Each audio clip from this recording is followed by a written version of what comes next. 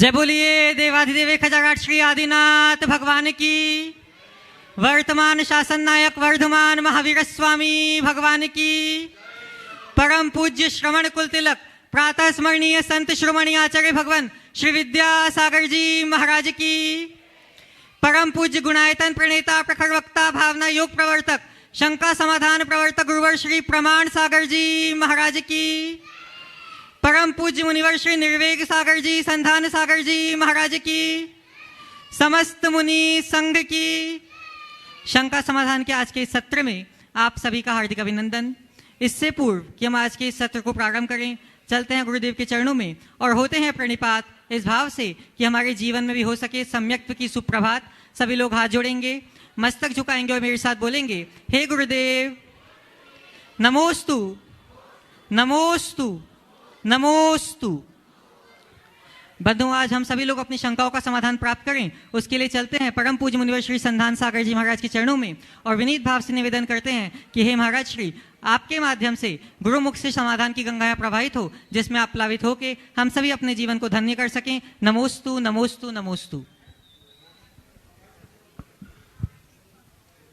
आज चलते हैं अपन सीधे सीधे गुरु चरणों में और प्रथम प्रश्न के लिए मैं आमंत्रित कर रहा हूं एरा देवी महिला मंडल। एरा देवी महिला मंडल अपना प्रश्न करे और तैयार रहेंगे रविंद्र शीतल जी जैन की सुपुत्री आन्या जैन गुणायतन ट्रस्टी लाल घाटी।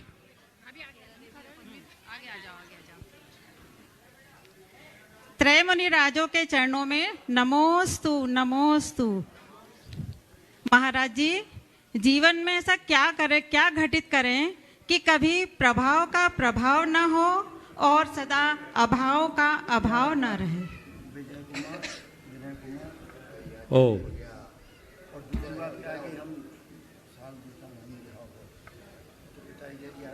ओ अभाव का अभाव न हो और प्रभाव का प्रभाव न हो, उसका एक ही उपाय है, समभाव में भाव रहे। जी महाराज जी। अगर समभाव रहेगा तो न तो अपने अभाव का एहसास होगा और न ही किसी का प्रभाव हमें प्रभावित करेगा। नमस्ते महाराज जी। आन्या जैन रविंद्र जैन गुणायतन ट्रस्टी वे अपना प्रश्न कर रहे हैं। मम्मी नहीं आई, चलो हाँ बोलो। और उसके बाद तैयार रहेंगे इंदौर से अपने बीच में पार्थ जैन। तीनों मुनिराजों के चरणों में बारंबार नमोस्तु नमोस्तु नमोस्तु।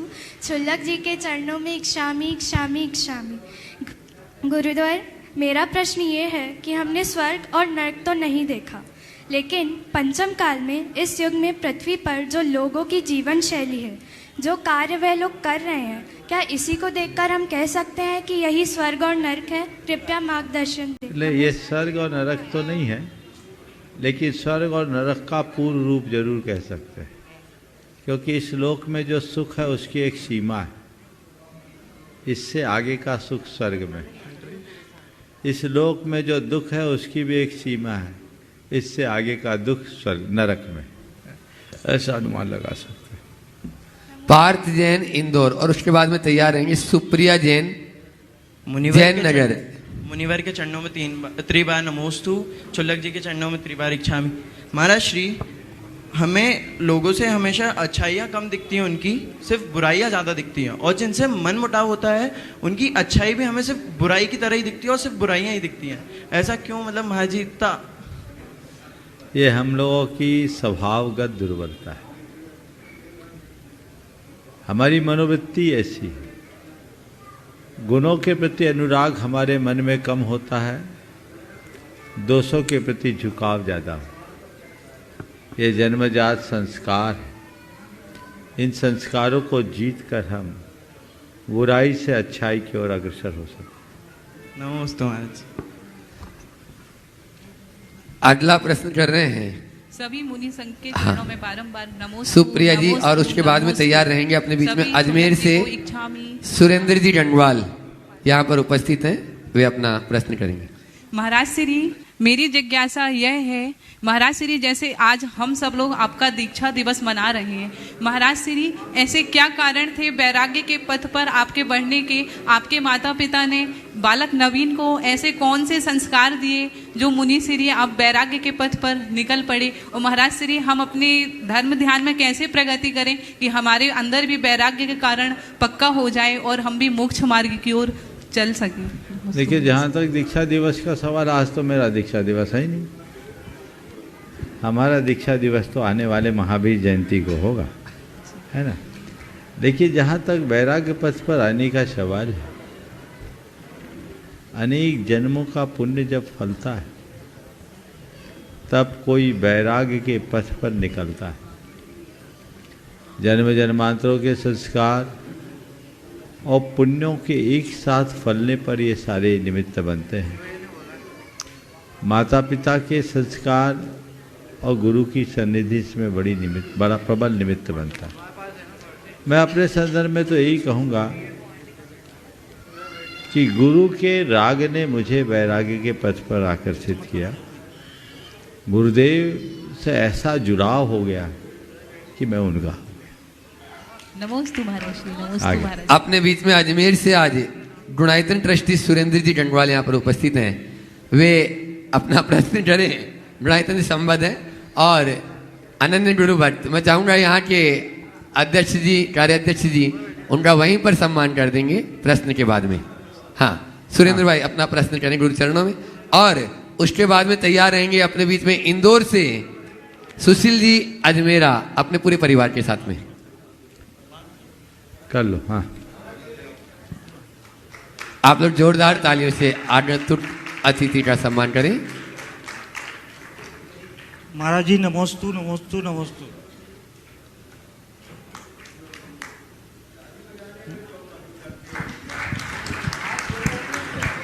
महाराज जी, पितृद्रोह, गुरुद्रोह, मित्रद्रोह, राष्ट्रद्रोह, ये किस अपराध की श्रेणी में आते हैं और इसका आपस में क्या संबंध है, तथा जिन आगम में इसके लिए दंड की क्या व्यवस्था है और इस अपराध से कौन से कर्म का बंध है?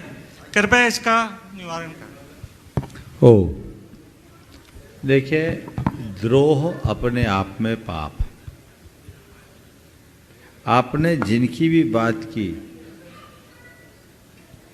ये वे लोग हैं जिनका हमारे जीवन के प्रति असीम उपकार, पिता का हम पर अनन्य उपकार, गुरु का हम पर अनंत उपकार, मित्र हमारा परम उपकारी होता है, और राष्ट्र का हमारे जीवन के निर्माण में महत्वपूर्ण स्थान होता है।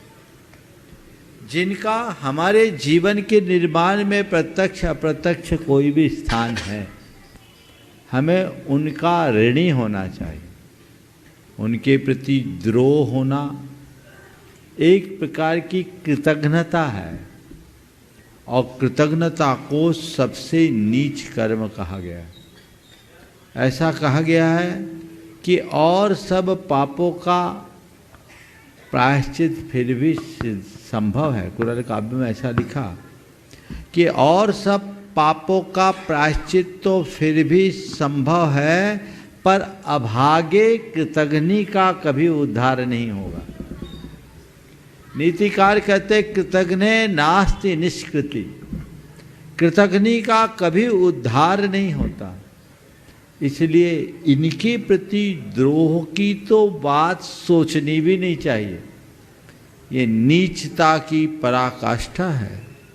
ये बात और है कि आजकल लोग इस तरह का कृत्य करने लगे हैं। इसके पीछे अपने मन का अभिमान, अंतस की आसक्ति, स्वार्थ, लालच, ये ऐसे कारक हैं जो मनुष्य को ऐसे पथभ्रष्ट करके इस कुमार्ग में रत कर देते हैं। एक घोर अधर्म है, नीचता है।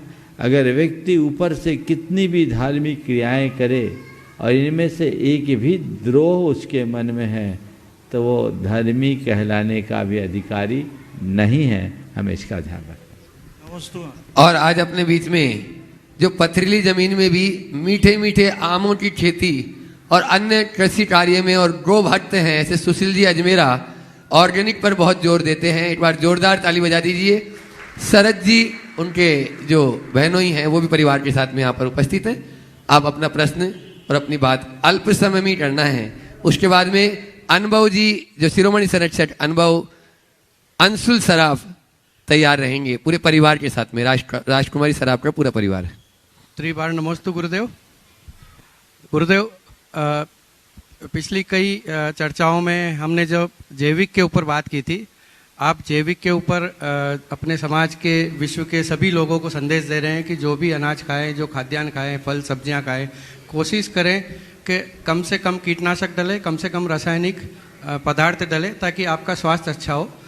तो इसी संदर्भ में गुरुदेव के आशीर्वाद से पिछले 6 महीने में मैंने बहुत ज़्यादा तरक्की की है और सिर्फ 6 महीने के 3-3 फुट के 3.5 फुट के आम के पौधों में मैंने इतने बड़े बड़े फल ले लिए, जिसके मैंने आज फोटो भी दिखाया, वीडियो दिखाया गुरुदेव को। ये चमत्कार गाय का है, गुरुदेव का आशीर्वाद है और आचार्य श्री का आशीर्वाद तो बहुत वर्षों से है।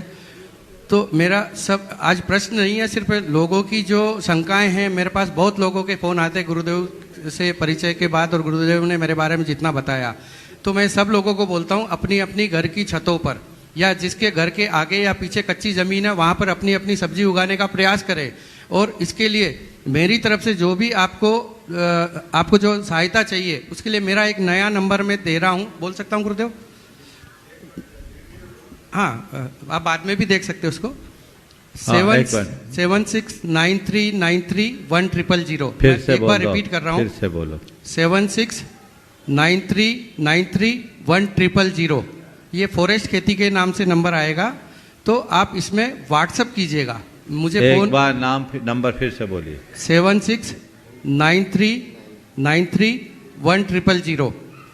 इसमें मैं सिर्फ आपके व्हाट्सएप पे जवाब दे पाऊंगा। जो भी जानकारी चाहिए वीडियो में या लेख के माध्यम से आपको सारे जवाब दूंगा। अभी संक्षेप में मैं बताना चाहता हूं कि आपको जैविक खेती के बारे में क्या करना चाहिए। लोग बोलते हैं हम घरों में कोशिश कर रहे हैं, लौकी लगती है, फूल लगते हैं, छोटी सी लौकी होती है, मुरझा जाती है और गिर जाती है, फल नहीं आते हैं। अधिकांश लोगों की यही समस्या है।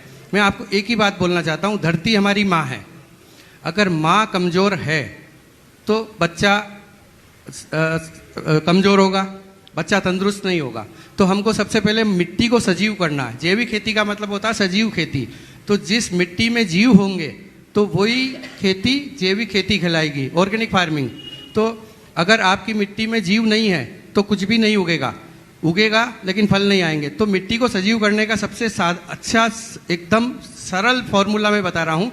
20 लीटर की एक बाल्टी लीजिए, उसमें 1 किलो देसी गाय का ताज़ा गोबर, 1 लीटर गोमूत्र, कितना भी पुराना चलेगा, 200 ग्राम गुड़ और 200 ग्राम बेसन, और जंगल से या जो नो मेन लैंड है वहाँ से मुट्ठी भर मिट्टी अगर आपको कहीं नहीं मिले तो पीपल के पेड़ के नीचे की या बड़ के पेड़ के नीचे की मिट्टी डाल दीजिए और बाकी पानी भर दीजिए और इसको छाया में रखिए और 7 दिन तक इसको एक ही दिशा में घुमाइए, क्लॉकवाइज या एंटी क्लॉकवाइज आसान रहता, तो वैसा घुमाइए। और 7 दिन बाद 10 गुना पानी मिला के इसको हम जीवामृत बोलते हैं, इस जीवामृत को आप अपने गमलों में या जो भी आपकी मिट्टी इसमें डाल दीजिए।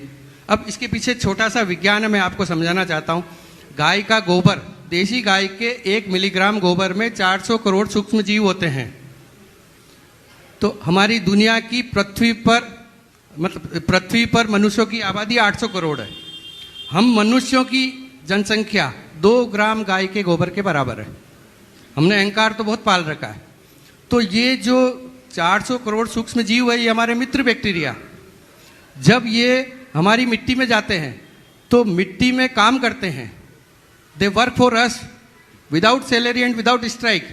आज हम काम पे कर्मचारी को रखते हैं, वो नखरे भी बहुत करते हैं, तनख्वाह भी लेते हैं, छुट्टी भी करते हैं, हड़ताल भी करते हैं, फिर भी सहन करते हैं। और ये जो गाय के गोबर में आने वाले जो हमारे मित्र बैक्टीरिया, आपको कुछ नहीं करना, सिर्फ इनको अभय दान और आहार दान 2 चीज करनी है। अभय दान उनको सुरक्षित रखना, दूसरा आहार दान में अपन गुड़ और बेसन दे रहे हैं, तो गुड़ और बेसन के उपयोग से इनकी अभिवृद्धि होती है, फिर ये हमारी मिट्टी में काम करते हैं। ये साधारण सा फॉर्मूला है जैविक खेती का। दूसरा होता है कोई बीमारियां आती है, तो बीमारियां आती तो आपको स्प्रे क्या करना, बाजार से कोई चीज़ नहीं लानी, बस थोड़ी नीम की खली, थोड़ा सा सरसों की खली, मूंगफली की खली, ये चीज़ें लाइए और पानी में घोल लीजिए बहुत अल्प मात्रा में, 5%। 10 लीटर पानी है तो 50 ग्राम ले लीजिए या 100 ग्राम ले लीजिए, और इनको आप मिला लीजिए, 24 घंटे 48 घंटे रखिए और आप इसी का छिड़काव कीजिए। आप दूसरी चीज़ जो मैंने जीवामृत बताया था उसको आप पानी में डाल भी सकते हैं और ऊपर से स्प्रे भी कर सकते हैं। स्प्रे करने के लिए आपके पास स्प्रे नहीं है तो आपके घर में सीक वाला झाड़ू रहता है, तो एक झाड़ू स्पेशल इसके लिए रख लीजिए, बाल्टी में डालिए, सीक वाले झाड़ू में जीवामृत घोलिए और उसको पौधे पर छिड़काइए। उस झाड़ू को लेकिन उसके लिए ही रखना, फिर आपका घर का झाड़ू मत निकालना, क्योंकि वनस्पति हमारे मित्र हैं और वो भी जीव है, तो उनका निरादरण नहीं करना है। तीसरी बात बता रहा हूँ, आपको मिट्टी को अच्छा बनाना है, तो मिट्टी को अच्छा बनाने के लिए मिट्टी में कई तरह की चीज़ें मिलानी। एक तो जीवामृत बताई थी आपको, जिसमें गुड़ गोबर बेसन सब आ गया। दूसरी चीज़ मैं आपको बोल रहा हूँ, आपके गमलों में राख मिलाइए थोड़ी मात्रा में सरसों की खली और ये नीम की खली डाल दीजिए बहुत कम मात्रा में। और तीसरी चीज़ मैं बता रहा हूँ कि बायोमास, जो सूखा चारा, आपका कोई भी एग्रीकल्चर वेस्ट या पत्तों से जो भी पत्ते झड़ रहे पेड़ के, वो डाल दीजिए। अगर वो नहीं मिले, अभी गन्ने का सीजन है, गन्ने के रस का जो रस निकलने के बाद जो छिलके बचते हैं, वो छिलके बहुत अच्छा बायोमास है, उसमें मिठास होती है और हमारे जो मित्र बैक्टीरिया उसके लिए बहुत अच्छा भोजन का काम करता है। तो हमारे मित्र जीवों की रक्षा करिए, आपको अच्छे फल मिलेंगे। ये सिंपल से फॉर्मूला है। और भी कुछ जानकारी चाहिए, मैंने नंबर दिया है, आप मुझे कभी भी मैसेज करिए, फ़ोन करने की कोशिश मत कीजिएगा, मैं बहुत व्यस्त रहता हूँ इसके लिए। तो गुरुदेव, हाँ, ये हो गया। एक दूसरी चीज़ और बोल रहा था मैं, एक है आच्छादन का ख्याल रखिए, दूसरा है मल्टी क्रॉप कीजिए। मतलब जैसे गमले आपने बड़े गमले कर रखे या ज़मीन आपकी है, तो एक ही फसल पे ध्यान मत दीजिए, अलग अलग तरह की फसल कीजिए। 2600 वर्ष पूर्व महावीर स्वामी ने सूत्र दिया, परस्परोपग्रह जीवानाम। इसका मतलब होता है, विज्ञान जगत में इसको बोलते हैं जैव विविधता, बायोडाइवर्सिटी। मतलब परस्पर एक दूसरे, सभी जीव एक दूसरे पर उपकार करते हैं, तो वनस्पति भी जीव है। ये विज्ञान जगत को हमारे जैन शास्त्रों ने नहीं बताया है। तो वनस्पति में भी अलग अलग तरह के पौधे होंगे। आप दीवार के सारे गमले में क्रीपर डाल के, उसके ऊपर जाल डाल के, नेट डाल के, और इसके ऊपर आप लौकी, तुरई, गिलकी, करेला, ककड़ी, बल्लड़, परवल, कुंदरू कुछ भी लगा सकते हैं। सब फसलें एक साथ आएगी, दीवार के सारे वर्टिकल चलेगी, वो सारी फसलें आपको एक साथ मिलेगी। और जमीन, मिट्टी आपके गमले में कोई भी खाली रहे, वहाँ पे आप पालक, मेथी, धनिया, इनके बीज डाल दीजिए। मतलब मिट्टी हमेशा ढकी हुई रहेगी तो आपको फसल अच्छी आएगी। गुरुदेव, मेरा बस यही बोलना था। एक प्रश्न तो मेरा है, अगर आप आज्ञा दें। हाँ, प्रश्न कर लीजिए आप। गुरुदेव, विश्व के एक महान वैज्ञानिक हुए निकोला टेस्ला, जिनके नाम करीबन 300 पेटेंट हुए। निकोला टेस्ला ने बहुत उल्लेखनीय काम किए, जैसे वायरलेस सिस्टम, आजकल जो मोबाइल टावर वगैरह ये चल रहे हैं ना, उनकी टेक्नोलॉजी से डेवलप हुए हैं। उन्होंने हमारे ट्रांसफार्मर सिस्टम जो है, एसी करंट है, ये सब उनकी देन है। तो निकोला टेस्ला उनके पिता क्रोएशिया के थे, ये उनके पिता कैथोलिक चर्च के फादर थे, मतलब कट्टर ईसाई परिवार। और बाद में जाके निकोला टेस्ला ने मांसाहार छोड़ के शाकाहार जीवन अपनाने की सबको सलाह दी। उसके पीछे उन्होंने विज्ञान से कैसे जोड़ा, वो मैं आपको 1 मिनट में बताना चाहता हूँ। उन्होंने कहा कि ब्रह्मांड को अगर हमको समझना है तो इसकी एनर्जी, इसके वाइब्रेशन और इसकी फ्रीक्वेंसी को समझना पड़ेगा। तो सारा खेल ब्रह्मांड का एनर्जी, वाइब्रेशन और फ्रीक्वेंसी पर होता है। तब उन्होंने बताया कि जो मांसाहारी जो लोग हैं, वो जो मांसाहार के लिए जीवों का उत्पीड़न करके उनका भक्षण करते हैं, उनके उत्पीड़न से जो लो वाइब्रेशन जो रिलीज होती है, नकारात्मक ऊर्जा जो रिलीज होती है, उसके कारण इस ब्रह्मांड में भूकंप, सुनामी और इस तरह की भयंकर आपदाएं आ रही है, तो हमारा जैन दर्शन पहले से बोल रहा है और विज्ञान जगत भी उसको बोल रहा है। अब इनको अभी देखिए आप कितना बड़ा भूकंप आया। ओ मैं चाहूँगा एक बार पहले तो सुशील जी अजमेरा का जोरदार अभिनंदन कर दीजिए। हमारे पदाधिकारी जी प्रमोद जी, विजय जी वहीं पर जाके सम्मान कर दें। ये हमारे समाज की एक विशिष्ट प्रतिभा है। ये एक बहुत बड़े उद्योग के धनी होने के उपरांत उन सब से विमुख होकर जैविक खेती की अलख जगाने के कर्म में लगे हुए हैं और बहुत धुनी जीव हैं और बहुत श्रमपूर्वक ये कार्य कर रहे हैं। मैं समझता हूँ ऐसे जुनूनी लोग हमारे बीच आ जाए तो सबका काया पलट हो जाए। आपके सवाल का उत्तर तो बाद में दूंगा, लेकिन आपने जिस संदर्भ को यहाँ उपस्थित किया उस संदर्भ में मैं आप लोगों से कुछ चर्चा जरूर करना चाहूँगा। वर्तमान में आप जो भी खा रहे हैं उसमें जहर है, चाहे वो अनाज हो, चाहे फल हो, चाहे सब्जियां हो या मसाले, सब जहरीले।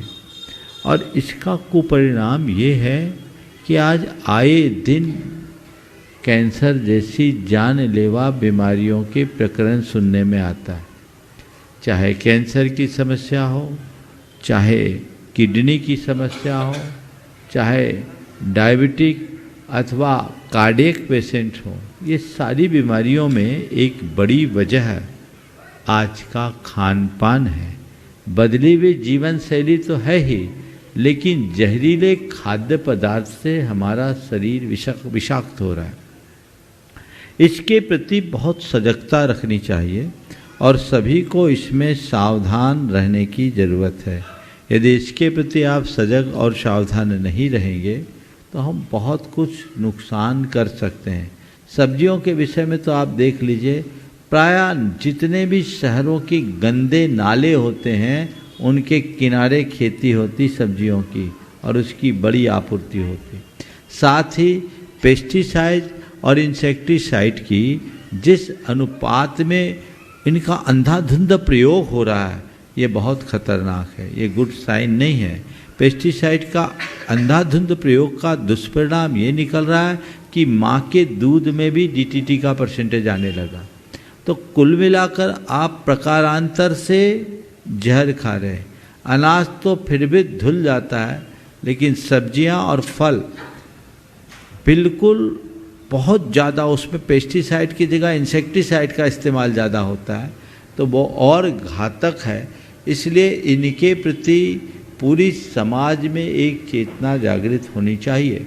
सरकार भी जैविक खेती को बढ़ावा दे रही है, लेकिन अभी उतना समाज में वातावरण नहीं बना। तो मैं तो आप सबके सेहत को ठीक बनाए रखने के लिए एक सलाह देना चाहता हूँ। आपके घर पे 400 वर्ग फुट का भी अगर छत है तो आप अपने घर के लिए ज़रूरी सब्जियां उगा सकते हैं। सुशील जी ने एक बहुत अच्छा कार्यक्रम रखा है अपने हाथ में, जो समाज के लिए बहुत अच्छा है। आप इनको नंबर दीजिए, ये आपको गाइड करेंगे कि आप अपने घर में किचन गार्डन कैसे बना सकते हैं। आप करिए, थोड़ा सा परिश्रम कर लो। बाजार से सब्जी लेने जाओगे घंटा भर लग जाएगा, घर में रोज़ आधा घंटे का समय दे दो, आपकी गार्डनिंग भी हो जाएगी और ज़रूरत की सारी चीज़ों की आपूर्ति होगी, आपकी सेहत भी सुरक्षित रहेगी। बहुत सारे लोग ऐसा करने लगे हैं, इसे प्रोत्साहित करना चाहिए और सब लोगों को जिनके पास अपनी जगह है उनको ये प्रयोग करना चाहिए। आप खुद स्वस्थ रहें और साधु संतों को भी ऐसा ही शुद्ध आहार दें। हम लोगों ने तो ये व्यवस्था बना दी कि शुद्धि में भी ये बुलवाते हैं कि हमारे द्वारा तैयार भोजन जैविक है, शुद्ध है। सब लोग करते हैं। अब झूठ बोल करके आप लोग दे दो तो मुझे नहीं मालूम, लेकिन ऐसा करना नहीं चाहिए। आप लोग करते भी नहीं होंगे। ये व्यवस्था बनाइए, घर घर में ये शुद्धि होना चाहिए, ये अभियान चलाना चाहिए। अगर ऐसी जागरूकता होगी तो आप बहुत सारी घातक बीमारियों से खुद को और अपने परिवार को बचा सकेंगे। क्योंकि सब्जियां और फल भोजन के लिए बहुत ज़रूरी है, तो उसे उगाने के लिए तरीका अपने को अपनाना चाहिए। हम तो किसान भाइयों से भी कहेंगे, हमारे समाज में बहुत सारे लोग हैं जिनकी लंबी चौड़ी खेती है, वे जैविक खेती को प्रोत्साहित करें, उस पर थोड़ा ध्यान दें। ये लाभकारी भी है। पहले 2 साल थोड़ी सी दिक्कत होती है, तीसरे साल से 3 गुनी फसल आ जाती है। अभी एक किसान भाई आपके भोपाल की कटनी के हैं, उसने बताया उसने गेहूं बोया और जैविक सरवती गेहूं 25 गुना आया, अनुमान से ज़्यादा 25 गुनी फसल जैविक खेती। यहीं आपके सीहोर के पास उनकी खेत है। तो ये चीज़ें बहुत ध्यान देने योग्य है। तो लोगों को इनके प्रति जागरूकता होनी चाहिए और ये एक अभियान चलना चाहिए। इस पर हम ध्यान नहीं देंगे तो हम बहुत कुछ खो देंगे। सबको, पूरी समाज को, संपूर्ण मानव जाति को अपनी सेहत के प्रति जागरूक होना चाहिए। हम लोग बिहार करते हैं, अब तो कई जगह देखते हैं कि पहले कीटनाशक डालते हैं, बाद में बीज बोते हैं। और कीटनाशकों के इस अंधाधुंध प्रयोग से क्या हो रहा है कि कीड़ों का रेजिस्टेंस पावर तो बढ़ रहा है, धरती खराब हो रही, अनाज पर उसका असर पड़ रहा है, फसल पर उसका असर पड़ रहा है। इसलिए हर बार दवाइयाँ और तेज से तेज तर डाली जाने लगी। इसलिए इनका बताएं। और इन्होंने एक प्रोग्राम बनाया है, बहुत जल्दी वो कोर्स चालू कर रहे हैं, जिसमें चालू हो गया, चालू करने वाले हैं, जिसमें 6 महीने की ट्रेनिंग देंगे विथ हॉस्टल फैसिलिटी। आप हमसे कृषि मित्र बनने की डिग्री लीजिए, डिप्लोमा लीजिए 6 महीने की, और आपको जॉब दिलाएंगे। आप लोगों के यहाँ जाकर के काम करें। बहुत सारे बेरोजगार लोगों को ये सुविधा होगी। आप उसके लिए बता दीजिए एक 10 सेकेंड में। ये सब कुछ निःशुल्क होगा। मेरी आवाज़ आ रही? हाँ, आ रही है। 6 महीने का कोर्स होगा जिसमें रहना, खाना और शिक्षा सब निःशुल्क होगी। और श्रमदान बताता हूँ, सब बताऊँगा, आप चिंता मत कीजिए। और नंबर है ही वैसे आपके पास। तो इसमें सब कुछ निःशुल्क होगा। और जो श्रमदान करेंगे बच्चे, उनके हाथ से खेती करवाएंगे, उनसे खुद से उत्पादन करवाएंगे, और वो जो श्रमदान करेंगे उनकी हाजिरी लिखी जाएगी और उनको श्रमदान का पैसा भी मिलेगा। और 6 महीने बाद उनका कोर्स होने के बाद में 5-5, 10-10 की टीम बच्चों की, उनको हम ज़मीन उपलब्ध कराएंगे। ऐसे बहुत बड़े बड़े किसान हैं, हमारे मित्र हैं, और बड़े बड़े उद्योगपति जिन्होंने ज़मीनें ले रखी, कुछ कर नहीं रहे, तो वो बोलते हैं आप कुछ कीजिए। तो उन ज़मीनों पे ये उत्पादन करेंगे। तो इनको ज़मीन के लिए इन्वेस्टमेंट करने की ज़रूरत नहीं, बस अपने को, उनको लगन होनी चाहिए। और पहला इनको संकल्प लेना पड़ेगा व्यसन मुक्ति का। जो व्यसन मुक्ति आप तो अपने इंस्टीट्यूट का नाम, इंस्टीट्यूट कहाँ है और कोर्स का नाम बता दो।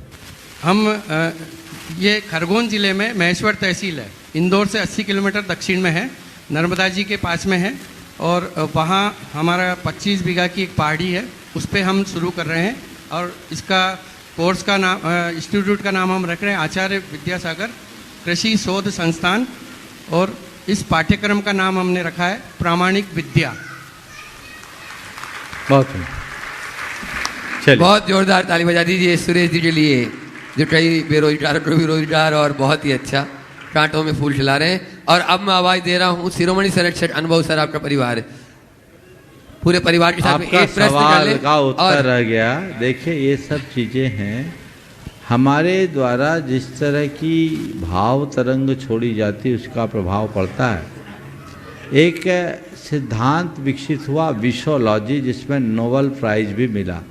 इब्राहिम, बजाज और एक और 3 विद्वानों ने मिलकर, वैज्ञानिकों ने शोध किया, जिसमें ये बताया कि कत्ल खानों से होने वाले कत्ल के बाद जो पशुओं की कराह निकलती है, उससे धरती पर क्या असर पड़ता है। तो ये चीज़ें बिल्कुल सत्य और प्रमाणित है। हमें भाव जगत को ठीक करने का प्रयास करना चाहिए। राजकुमारी जी सर, आपका पूरा परिवार जो शिरोमणि संरक्षक गुणायतन और प्रचार मंत्री भी अनुभव भाई, और उसके बाद में तैयार है कि आज अपने बीच में 1 मिनट फिरोजाबाद से शिरोमणि संरक्षक नितिन जी जैन, ललित जी जैन यहाँ पर उपस्थित हैं, वे अपना प्रश्न करेंगे।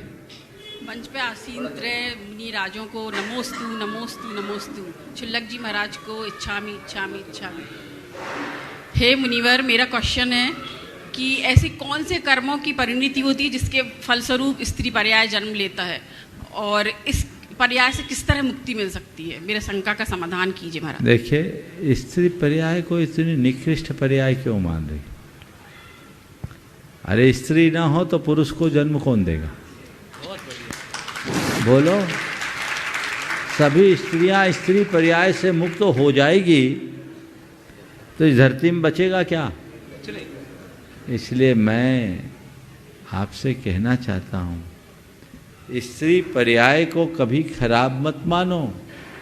आप नारी हो, नारायण की जननी बनने का श्रेय केवल नारी को मिला, इसका गौरव होना चाहिए। मुक्त होना है तो संसार से मुक्त होने का प्रयास करो।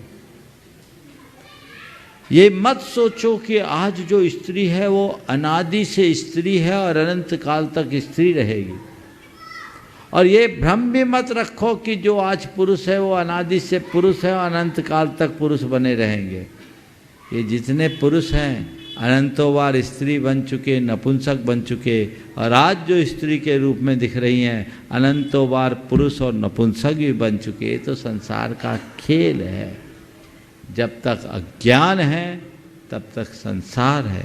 इस बाहर के चोले को बिल्कुल न देखे, अंदर के तत्व को पहचानने की कोशिश करें, भेद विज्ञान जगाएं, आत्माश्रित दृष्टि विकसित करें, तभी कुछ सार्थक हो। फिरोजाबाद से गुणायतन के शिरोमणि संरक्षक नितिन जी जैन। हाँ बोलो।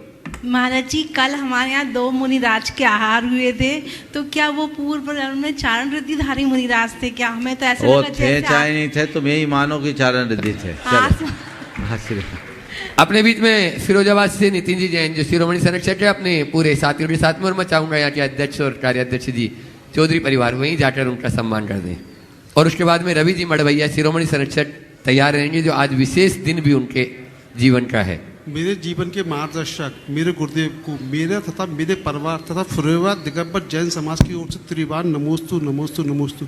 महाराज जी, मेरी शंका ये है कि भगवान के दर्शन करने का सही तरीका क्या है? देखो, भगवान के दर्शन करने का तरीका, सबसे पहले तो जब भी भगवान के दर्शन करने जाओ तो मन में ये बात बिठाओ कि मैं भगवान से मिलने जा रहा हूं। दर्शन का मतलब क्या होता है पता है? दर्शन का मतलब क्या होता है?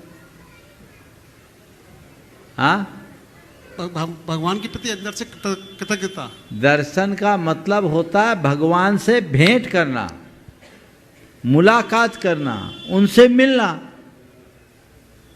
भगवान को देखने थोड़ी जाते हैं कि बैठे हैं कि भग गए, सो रहे कि जग रहे।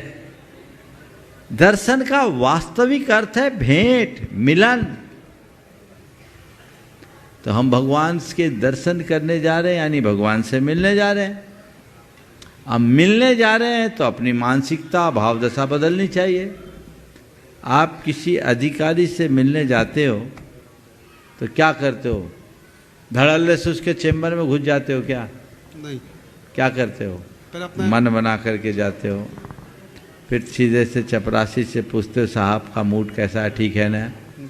फिर जाओगे, सलीके से बैठोगे, पहले से सोचोगे क्या, कितना, कैसे बोलना है, क्योंकि सामने वाला एक बड़ा अधिकारी है, यहाँ थोड़ी सी चूक हमें बड़ा नुकसान कर देगी, है ना?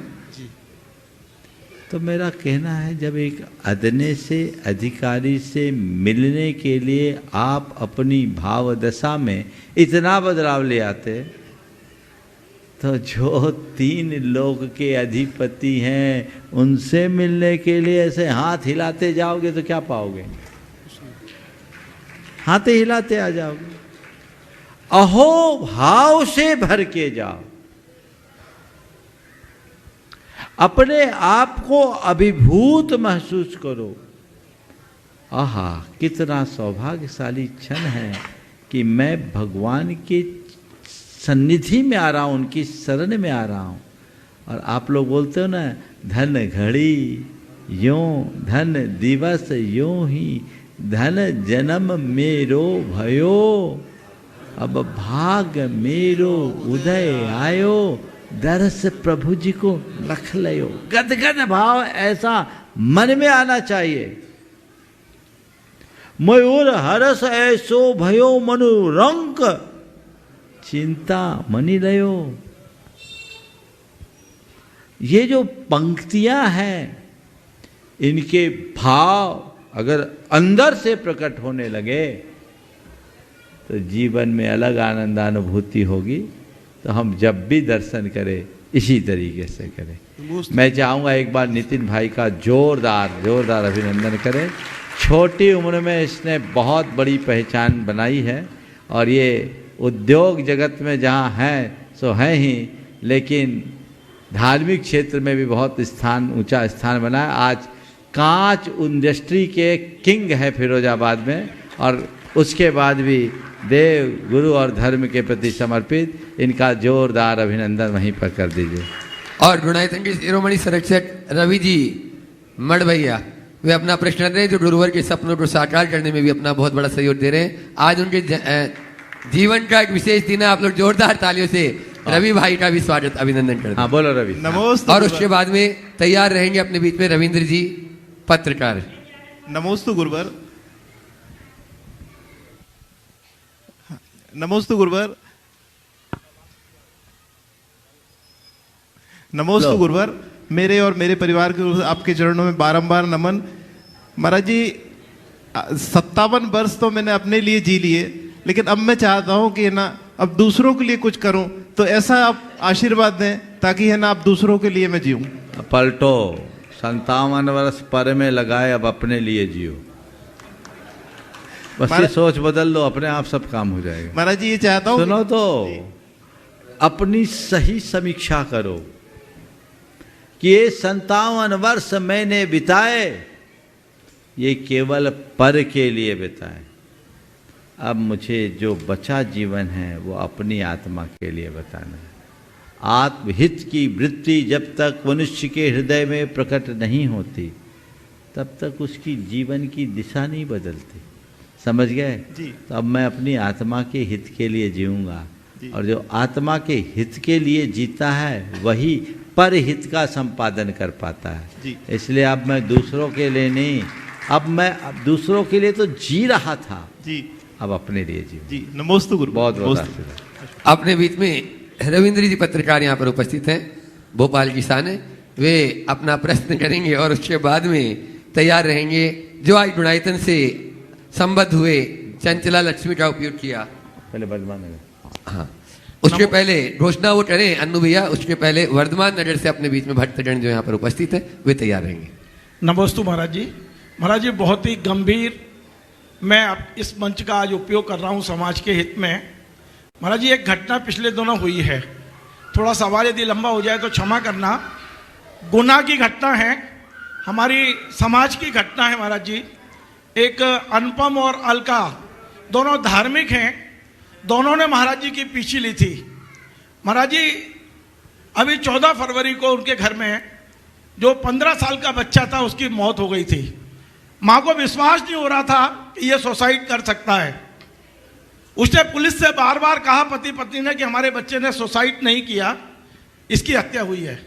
जब पुलिस पर दबाव आया तो महाराज जी पुलिस ने उस अलका जिसने पीछी ली थी उसे हत्यारण बताकर जेल में डाल दिया। महाराज जी मैं अभी सिद्ध चक्र महामंडल विधान करके निकला और बाहर वो पूरा परिवार रो रहा था मंदिर में। मैंने संकल्प लिया कि मैं कोशिश करूं और मैं गया, ग्वालियर गया, आईजी से बात की और आईजी डीआईजी दोनों की मीटिंग में ये बात निकल कर आई कि इसके साथ अन्याय हो रहा है परिवार के साथ। महाराज जी दुख इस बात का है कि एक भी समाज का व्यक्ति उस परिवार के साथ खड़ा नहीं हुआ और हमारे तमाम दिगंबर जैन सोशल मीडिया पर चल रहा है हत्यारिन हत्यारिन हत्यारिन। एक मां अपने 14 साल के उस बेटे को कैसे मार सकती है? अब जब जांच शुरू हुई है और अब डीआईजी इस तरह का अधिकारी जांच कर रहा है। आज दोपहर में मेरी बात हुई और डीआईजी ने मुझे यह आश्वासन दिया है कि अगले 3 दिन में बहुत कुछ निकल आएगा। 169 करके एक धारा है, वकील साहब बैठे हुए हैं और वो पाक साफ निकलेगी। महाराज जी हमारा सब इतना सा निवेदन है आपसे कि हमारी समाज इतनी अनाथ क्यों हो गई है? हम क्यों एक दूसरे के साथ खड़े नहीं होते हैं?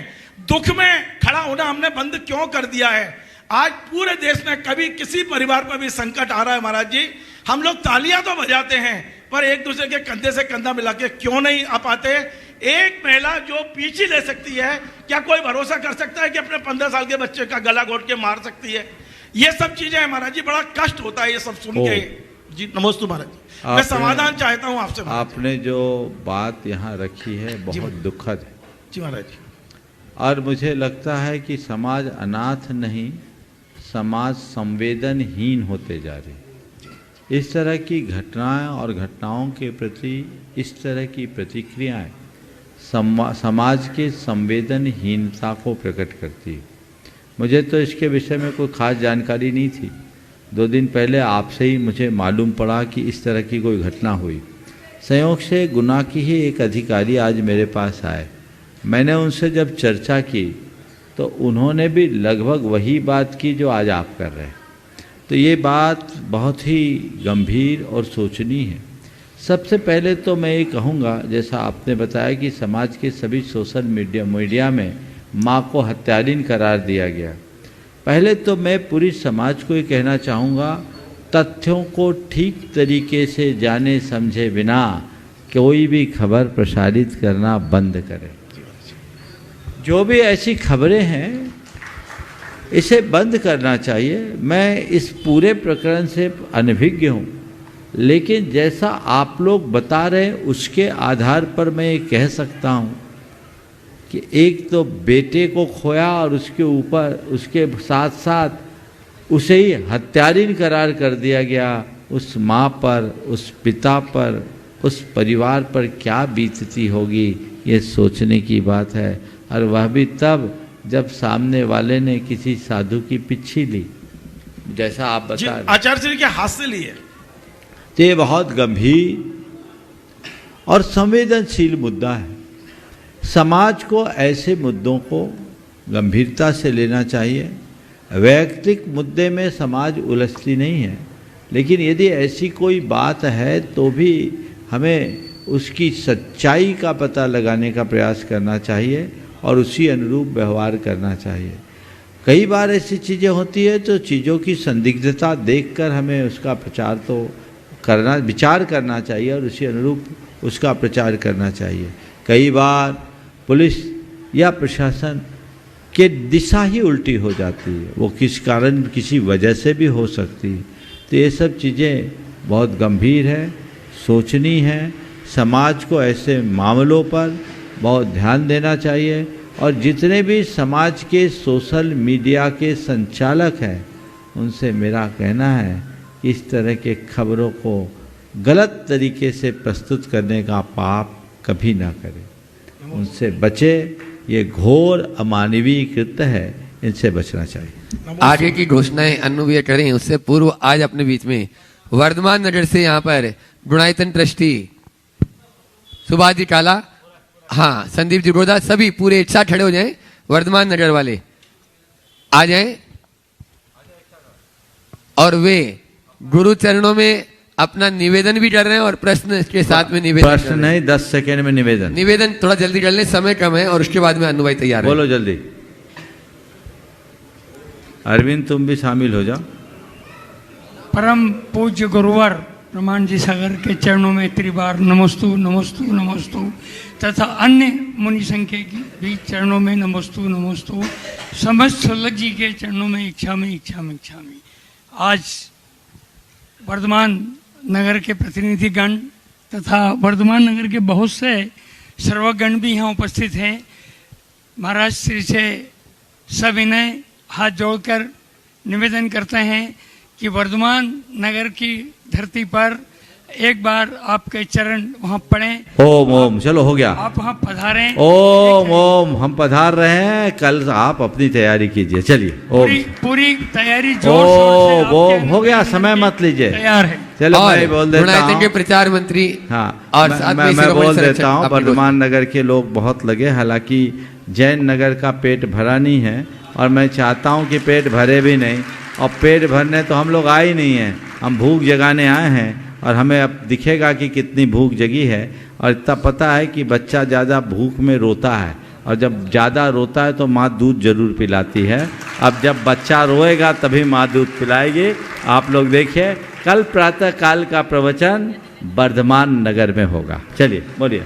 अन्नू जी सर आप घोषणाएं कर रहे हैं और उसके बाद में जिनका पुण्य बड़ा तगड़ा और यहाँ लाल घाटी के अध्यक्ष भी हैं, ऐसे विजय जी चौधरी पूरे परिवार के साथ में तैयार रहे। मेरे आराध्य गुरुवर के चरणों में नमन और मुनि संघ के चरणों में नमन। प्रतिदिन की तरह गुड़ायतन परिवार से लोग जुड़ते हैं, अपना पुण्य बढ़ाते हैं। आप लोग भी गुड़ायतन परिवार में जुड़ेंगे और अपना पुण्य बढ़ाएंगे। मैं लोगों का नाम ले रहा हूं जो गुड़ायतन परिवार से जुड़े, आप क्रम से तालियां बजाएंगे।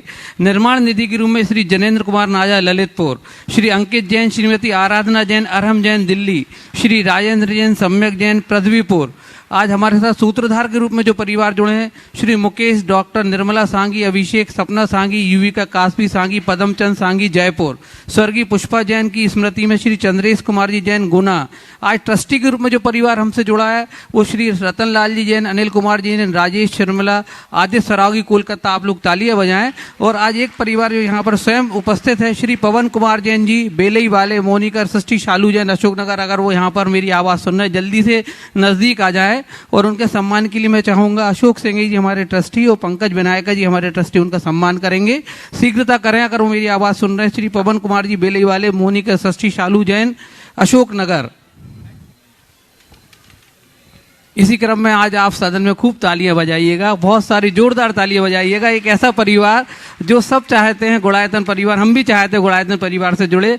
हम आवाज़ दे रहे हैं श्रीमान डॉक्टर विजय कुमार चौधरी, अध्यक्ष मध्य प्रदेश बार एंड काउंसिल जबलपुर भोपाल, और उनके परिवार श्री विवेक चौधरी, विनय चौधरी, प्रमोद चौधरी, मनोज चौधरी और संजय चौधरी। पूरा परिवार आएगा।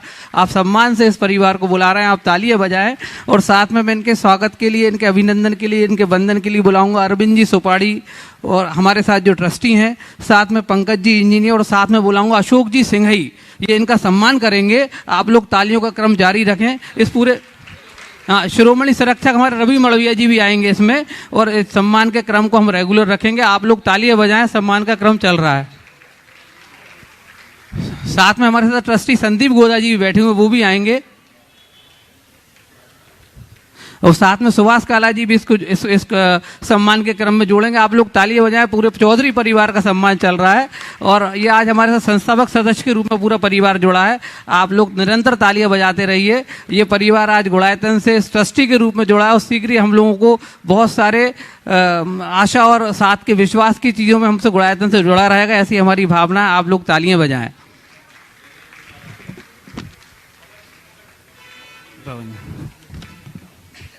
श्री पवन कुमार जी बेलई, मोनिका सृष्टि, शालू जैन अशोकनगर भी आ गए। उनके सम्मान के लिए मैं चाहूँगा हमारे पंकज विनायका जी और निर्मल जैन टीआई हमारे ट्रस्टी हैं, ये आए, उनका सम्मान करें। और साथ में हमारे पंकज जी विनायका जी, और साथ में हमारे निर्मल जैन जी टीआई, और साथ में हमारे अजय भैया अजय ज्योतिष जी भी आए, वो भी इनका सम्मान करें। सम्मान होगा श्री पवन कुमार जी बेलई, मोनिका सृष्टि, शालू जैन अशोकनगर। शीघ्रता से सामने आए। शीघ्रता से सामने आया श्री पवन कुमार जी बेलई, मोनिका सृष्टि, शालू जैन जी अशोकनगर। जल्दी कर लें, थोड़ा शीघ्रता करें।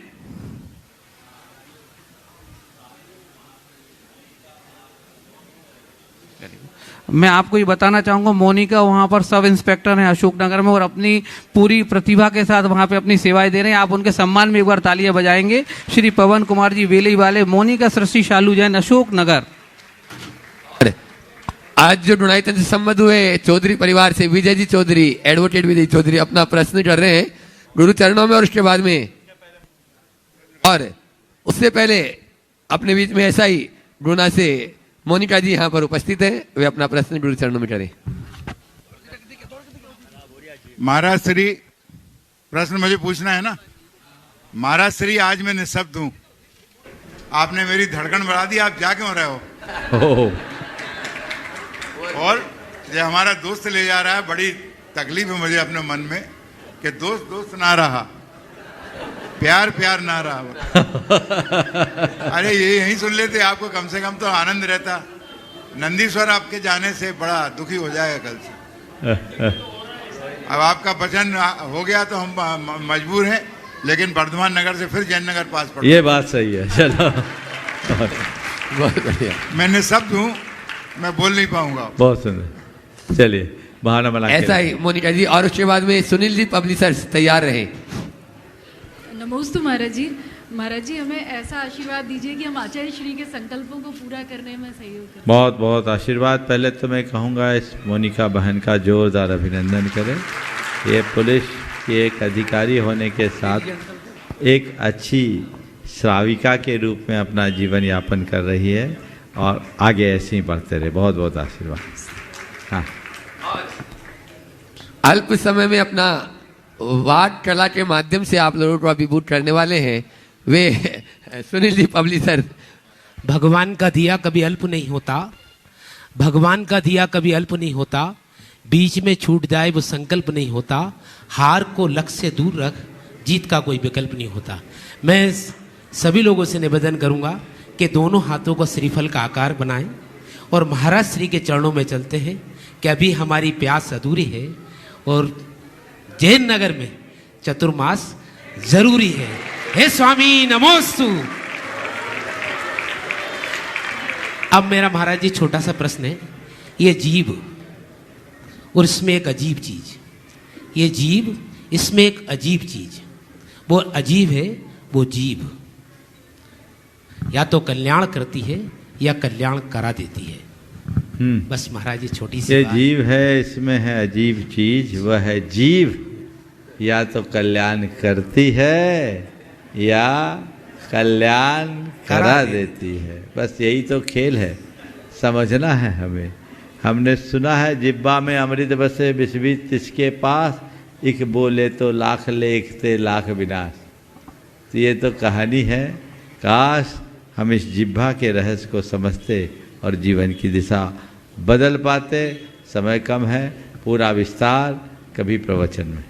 नमस्ते महाराज। अपने बीच में एसडीएम साहब आदित्य जी जैन साहब यहाँ पर उपस्थित हैं, वे भी अल्प समय अपना प्रश्न, और उसके बाद में ममता जी जैन जो गुणायतन ट्रस्टी है। नमोस्तु महाराज जी। नमोस्तु महाराज। महाराज जी मेरा एक सूक्ष्म प्रश्न है कि जैन में कन्वर्जन अलाउ है कि नहीं है? देखिए, कन्वर्जन अलाउ तो है लेकिन स्वप्रेरणा से। जैनों ने कभी जबरदस्ती किसी को कन्वर्ट नहीं किया। जैन धर्म हृदय परिवर्तन पर विश्वास रखता है, धर्म परिवर्तन पर नहीं। यदि कोई सहज रूप से स्वीकार करता है स्वागत है, पर जैनों ने कभी ऐसा मुहिम नहीं चलाया जैसा आजकल चल रहा है। नमस्ते। हाँ, दो अल्प समय ममता जी अपना प्रश्न करें कर्नल परिवार से।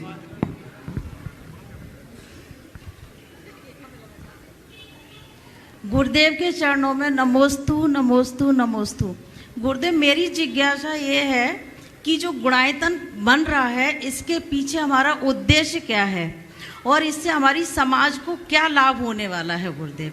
देखो, आपका सवाल ऐसे समय में आया है कि इसका उत्तर बहुत कठिन है, पर एक आधे पंक्ति में मैं कहूँगा इसका एक ही उद्देश्य है, हर व्यक्ति का गुणात्मक परिवर्तन। समझ गए? बस इसी से लाभ होगा। व्यक्ति में परिवर्तन आए, उसे सही दिशा और दृष्टि मिले। समय हो गया, यहीं पर विराम। नमस्ते। परम पूज्य आचार्य गुरुवर श्री विद्यासागर महाराज। आप लोग बैठेंगे।